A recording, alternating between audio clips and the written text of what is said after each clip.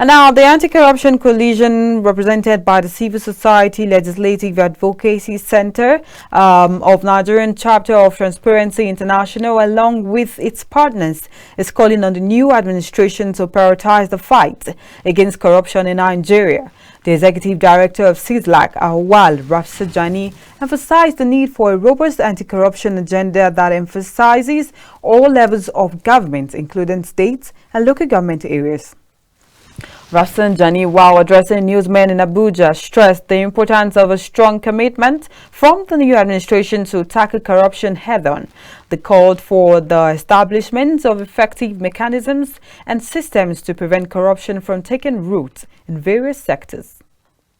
The Ahmed Tinubu administration has just come in, and therefore there's need to ensure that we keep the anti-corruption agenda in the front burner of its governance.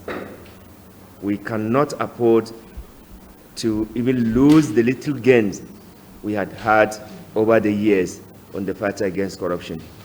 And we have seen signs that if we do not sustain and demand accountability and transparent governance, we may lose some of those gains that we have made.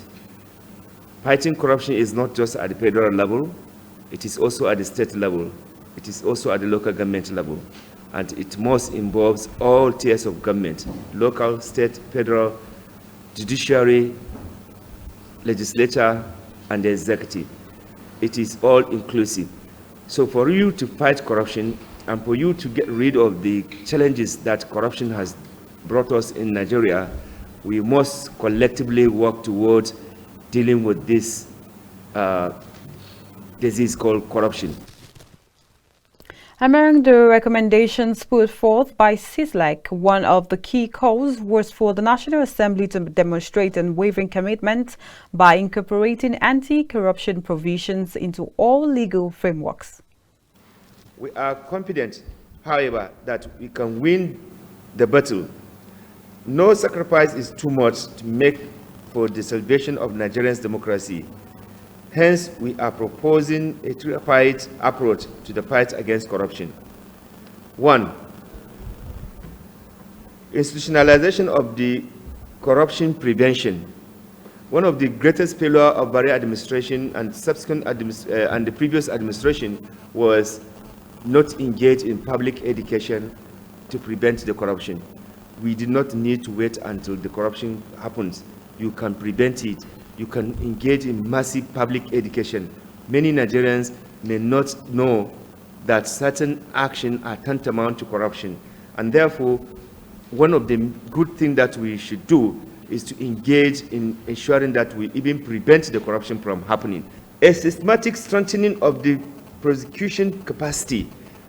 One of the major areas that we are having challenges today is that the ability of our anti-corruption agencies to have more qualified and competent and non-compromising prosecutors to prosecute corrupt people.